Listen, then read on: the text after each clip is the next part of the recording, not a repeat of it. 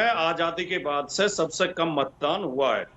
और जिस टाइम अभी ये कह रहे थे कि इन्हें कल के लिए बचा के रखने चाहिए थे, उस तरह के बचा के रखने, हम कोई फर्जी आरोप थोड़ी लगा रहे हैं। जिस समय मतदान चल रहा था उस समय भी तो लगातार शिकायतें की जा रही थी, लगातार वीडियो घूम रहे हैं सोशल मीडिया पर, मुख्य मीडिया पर भी। एक चैनल तो रामपुर की सड़कों पर लगातार दिखा रहा था पोलिंग बूथों पर कि पोलिंग बूथ सुनसान पड़े हैं। पुलिस पोलिंग बूथ के अंदर मतदाताओं को घुसने नहीं दे रही थी, लोगों को धमका धमका के लाठियां दिखाकर वापस खदेड़ा जा रहा था। हर नुक्कड़ पर पुलिस खड़ी थी। क्या इसका कोई जवाब इनके पास है? ठीक है, शरद त्रिवेदी के पास ये सवाल ले चलते हैं। शरद त्रिवेदी जी, गंभीर आरोप कि बहुत सारे वीडियो हैं, सर्कुलेट हो रहे हैं, पोलिंग बूथ खाली पड़े हैं, जानबूझकर पुलिस नहीं घुसने दे रही है, इस तरह मैनेज किया गया कम वोटिंग को? देखिए, आरजेडी और समाजवादी पार्टी काफी लंबे समय तक सत्ता में रहे हैं। इनको मालूम है कि किस तरह सत्ता का दुरुपयोग किया जाता है, तो ये टिप्पणी बिल्कुल सही कर रहे हैं क्योंकि इन्होंने इस तरह का प्रयोग किया था। लेकिन अब ये आरोप लगाने में असफल हो रहे हैं, कोई इससे प्रभावित नहीं हो रहा है कि भाजपा ने ये काम किया है, क्योंकि जब चुनाव होता है तो पूरा प्रशासन चुनाव आयोग के अंडर में होता है। किसी भी सिपाही तक का अपॉइंटमेंट या ट्रांसफर या पोस्टिंग या छुट्टी तक नहीं राज्य सरकार कर सकती है। अगर इस कोई आरोप की बुनियाद तो दीजिए। दिल्ली में आरोप लगा कि साहब ईवीएम मशीन जो है वो हैक करी गई है। चुनाव आयोग ने सबको कहा कि आइए आप हैक करके दिखाइए, कैसे हम आपको रख रहे हैं ईवीएम मशीन हैक करिए। कोई दल नहीं पहुंचा, कोई हैक कर नहीं था। अरे आरोप सबूत के साथ होता है। आप चुनाव आयोग जाइए, चुनाव आयोग निष्पक्ष बॉडी है, विश्व स्तरीय बॉडी है। पाकिस्तान के चुनाव आयोग को भी हमारा चुनाव आयोग समझाता है कि कैसे चुनाव किया जाए। ठीक है शरद जी, राजकुमार भाटी इस पर कुछ जवाब देना चाहते हैं? ठीक है राजकुमार भाटी जी, ठीक है शरद जी, बात आ गई आपकी। राजकुमार भाटी जवाब देना चाहते हैं, लेकिन उसके साथ मेरा सवाल ये कि अखिलेश यादव ने एक ट्वीट किया और ट्वीट था कि एक ईवीएम मशीन जर्मनी के विदेश मंत्री को दिखाई जा रही है। उसमें तंजात्मक लहजे में दिखाने की कोशिश की गई जिस जर्मनी ने खारिज कर दिया, और उनके आप मंत्री को दिखा करके क्या साबित करना चाहते हैं? तो क्या कहने की कोशिश कर रहे हैं? वही ईवीएम, एक बार फिर से उसी पर सवाल, नतीजों से ठीक पहले एक दिन। पहली बात तो हमारे त्रिवेदी जी को बिहार और उत्तर प्रदेश का फर्क नहीं पता। आरजेडी बिहार की पार्टी है, आरजेडी उत्तर प्रदेश में कभी सत्ता में नहीं रही। वो कह रहे हैं आरजेडी भी सत्ता में रही है उत्तर प्रदेश में। पहली बात तो इसमें सुधार कर लें। दूसरी बात जो मैं कह रहा हूं, मैं तो ये कह रहा हूं, ये ही इस बात का प्रत्यक्ष प्रमाण है कि 31% केवल पोलिंग हुआ है और लगातार हम शिकायत कर रहे थे। हम बाद में नहीं कर रहे हैं शिकायत, काउंटिंग के बाद नहीं कर रहे हैं, हम जब पोल चल रहा था तब शिकायत कर रहे थे, और उसका वीडियो प्रत्यक्ष प्रमाण है। और क्या प्रमाण चाहिए आपको कि पुलिस लोगों को पोलिंग स्टेशन पर घुसने नहीं दे रही थी। ठीक है, लगातार मतदाता कह रहे थे हमें डरा डरा के धमका के भगाया जा रहा है। और वो एक सीओ राकेश सिंह का तो खतौली का वीडियो आप सबने देखा होगा कि वो कह रहा है कि केवल मतदाता पहचान पत्र लेके आओ तभी वोट पड़ेगा। तो चुनाव आयोग के निर्देश तो बेकार हो गए। चुनाव आयोग से ऊपर तो एक सीओ हो गया पुलिस का। ठीक है राजकुमार, जो सीओ की मर्जी होगी वो चलेगा। ठीक है, कुल मिलाकर अब भी विपक्षी पार्टियां उसी आरोप के साथ खड़ी हैं कि जानबूझकर वोटिंग नहीं होने दी गई। यही बात सपा कह रही है, यही आरएलडी कह रही है। प्रसपा का क्या रुख है? अरविंद यादव जी, आप भी रामपुर में कम मतदान प्रतिशत को यही कहेंगे कि सिर्फ यहां प्रशासन ने जबरदस्ती की है या गुंडागर्दी की है, उसके कारण कम हुआ है? देखिए आस्था जी, मैं तो बार बार यही कहूंगा, जिस तरीके से प्रशासन ने कार्य किया है तो आरोप तो लगेंगे ही। मैनपुरी के डीएम और कप्तान अपने अधिकारियों को हड़काते रहे कि वोटिंग परसेंटेज कम हो जाए, पहली बात। दूसरी बात, माननीय श्री शिवपाल सिंह यादव जी को परमिशन नहीं मिला, केवल 3 ही 4 पोलिंग बूथ जा पाए। आज नतीजा ये रहा कि करीब 4 से 5% वोट जसवंत नगर विधानसभा में भी कम हुई। आप बताइए कि पूरी मैनपुरी लोकसभा में 62% से सीधे 51 समथिंग आ गया। क्या है? आप रामपुर में देख लीजिए क्या हुआ। और मैं तो देख रहा था कि मैनपुरी में किस तरीके से एक इंस्पेक्टर जाति सूचक गालियां दे रहा था और लोगों को भगा रहा था। तो गुंडई तो इनकी पूरी रही।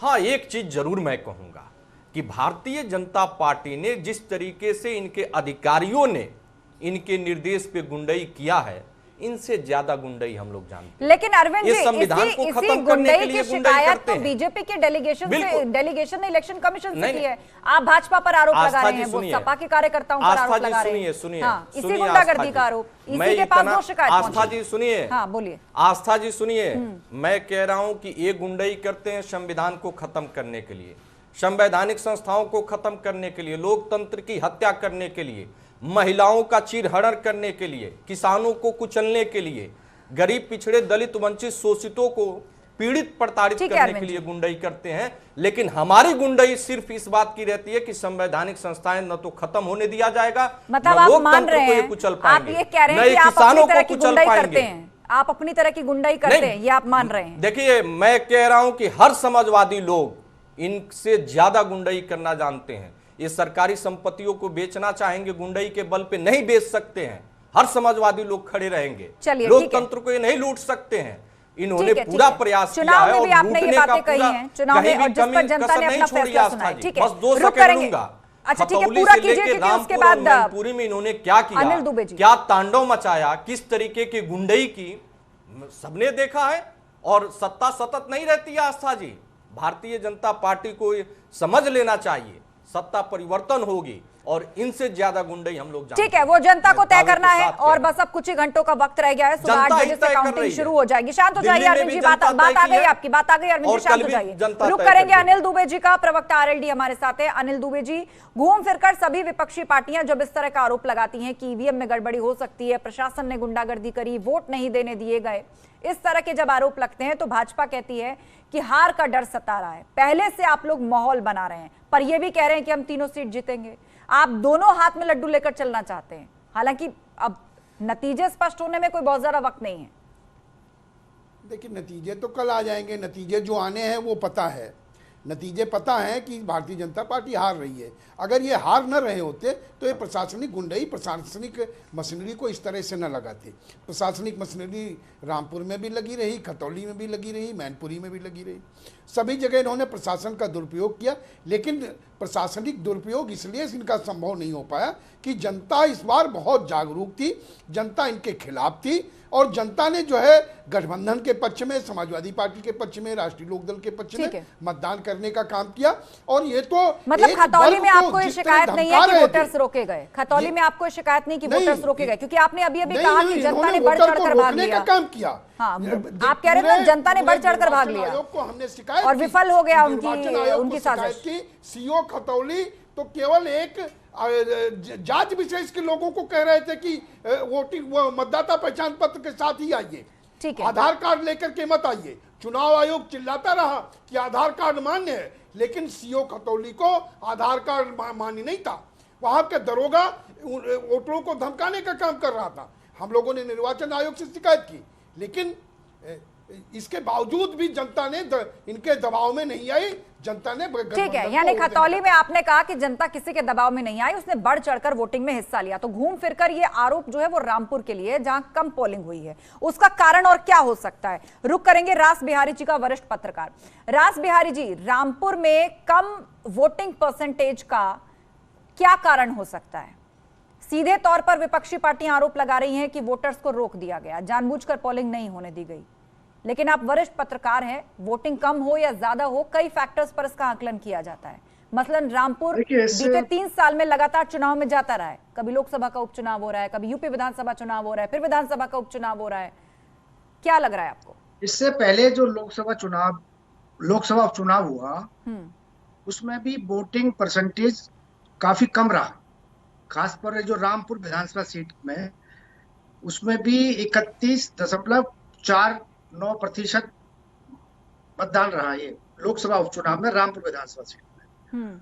लेकिन उससे पहले अगर आप देखेंगे तो 2019 के विधानसभा उपचुनाव में भी 41.56% रहा।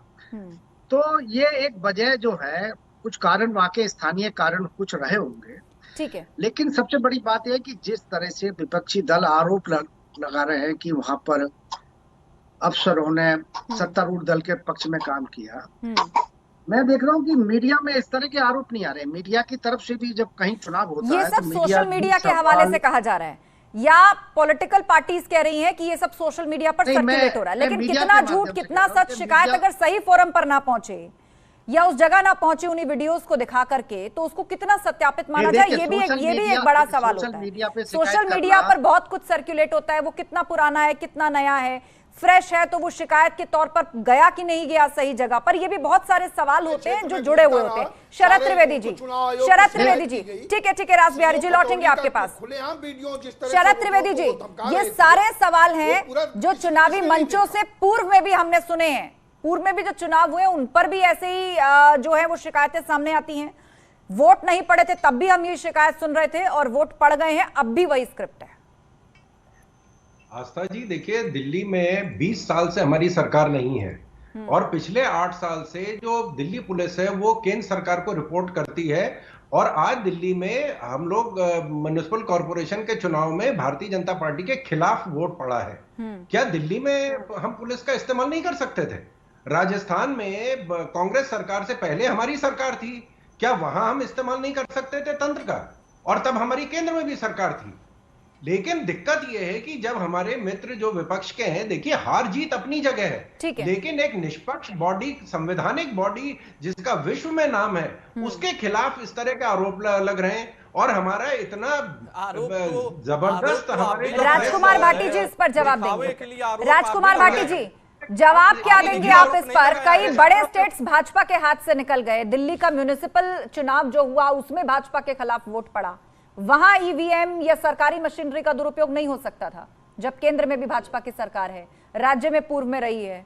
हाँ, अगर इनका तर्क ठीक मान लिया जाए तो, अगर इनका तर्क मान लिया जाए तो फिर तो कल को डाकू ये तर्क देने लगेंगे कि बैंक तो रास्ते में कई पड़े थे, वो क्यों नहीं लूटे हमने एक बैंक की क्यों लूटा, दूसरा बैंक भी उसे क्यों नहीं लूटा, और इस आधार पर कोर्ट बरी कर देंगे डकैत को कि हाँ ये तो बात ठीक कह रहे हैं, बैंक तो 10 थे, एक ही बैंक क्यों लूटा इन्होंने, अगर ये बैंक लूटना गए थे तो।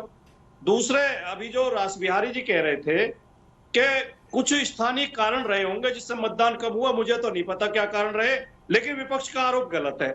बड़े महान लोग हैं, इन्हें कारण भी नहीं पता, ये गए भी नहीं, इन्होंने जांच पड़ताल भी नहीं की, और कुछ कारण रहे होंगे, अच्छा ठीक है, ये चोर डाकू का जो आपने एग्जाम्पल दिया, शरद त्रिवेदी। देखिए राजकुमार जी मुझसे बड़े हैं, मैं उनके बहुत सम्मान करता हूं, लेकिन दिक्कत यह है कि अगर जो आज ये खंबा नोच रहे हैं, इसकी जगह अगर वो इस पे ध्यान देते कि उनके कर्म क्या थे, पिछले 25 साल क्या कर्म करे थे उत्तर प्रदेश के, किस हालात में उत्तर प्रदेश हम लोगों को मिला था, अगर ये उस समय इन्होंने सही काम किया होता तो आज ये दिन ना देखने पड़ते, आज ये आरोप प्रत्यारोप न होना करना पड़ता है, आज ये लोग सत्ता में होते। केंद्र में 2 बार ये चुनाव हारे हैं, राज्य में 2 बार चुनाव हारे हैं, क्योंकि ईवीएम मशीन खराब थी। 25 साल ईवीएम मशीन खराब नहीं थी, 25 साल बैंक में कोई डकैती नहीं पड़ी। पंजाब में हम लोग चुनाव, हमारा नतीजा भारतीय जनता पार्टी के खिलाफ हुआ, ना वहां गुंडागर्दी हुई, ना वहां मशीन का गलत इस्तेमाल हुआ, बिल्कुल सब सही था। अगर यही चीज थी तो 100 सीटों पे राजकुमार जी इसका जवाब देना चाह रहे हैं, विजयी हुई है, हाँ। वो सीटें यहाँ पे क्यों मिली? बोले राजकुमार, उसमें भी इनको हारना चाहिए। अरे असली समस्या को आप जानबूझ के घुमा रहे हैं। आप इस बात का जवाब नहीं दे रहे हैं कि रामपुर में पुलिस ने वोट क्यों नहीं पड़ने दिया, पुलिस ने मतदान को प्रभावित क्यों किया, शराब क्यों बांटी गई, रुपए क्यों बांटे गए, ईवीएम खराब होने का तो हमने कोई आरोप लगाया ही नहीं। आप बार बार कह रहे हैं ईवीएम ठीक है, चुनाव कल कुछ भी हो रिजल्ट, लेकिन वह सरेआम जो दिखाई दे रहा है, पुलिस लोगों को धमका रही है, वोट नहीं डालने दे रही है, उसका जवाब आपने अभी तक नहीं दिया। आपको ये जवाब देना चाहिए कि पुलिस वहां डिस्टर्ब क्यों कर रही थी, और चुनाव आयोग इसका संज्ञान क्यों नहीं लेता कि इतना कम मतदान क्यों हुआ है। चुनाव आयोग की तो जिम्मेदारी बनती है कि ज्यादा से ज्यादा मतदान हो। चुनाव आयोग तो प्रचार करता है, विज्ञापन छपवाता है, अखबारों में देता है कि ज्यादा से ज्यादा मतदान करें, भय मुक्त मतदान हो, लेकिन लोगों को डराया क्या जा रहा है, वोट डालने से रोका जा रहा है। इसमें चुनाव आयोग मौन है, इसका जवाब कोई नहीं दे रहा।